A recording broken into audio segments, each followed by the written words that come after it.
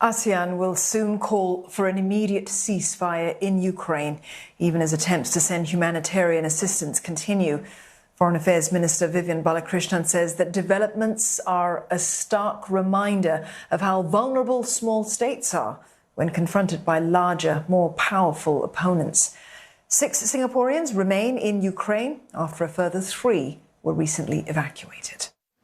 We must take a stand against actions that clearly violate sovereignty, political independence, and the territorial integrity of another country, of all countries, because ultimately this is also about us as a tiny city-state.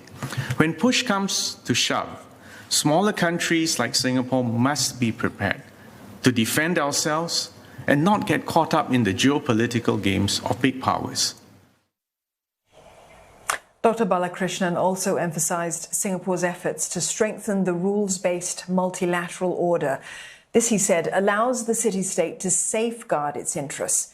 He cited the Forum of Small States, which Singapore helped to establish, as an example of how smaller countries can stand up for a stronger UN and multilateral system to level the playing field. With global economic integration and the expansion of cross-border capital and trade flows over the last century, the fortunes of all countries and all peoples are now increasingly interdependent.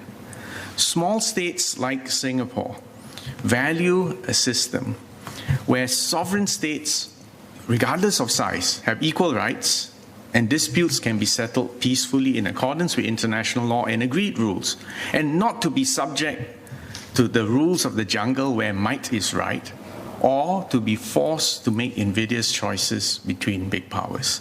In fact, multilateralism and economic integration has been a formula for peace and prosperity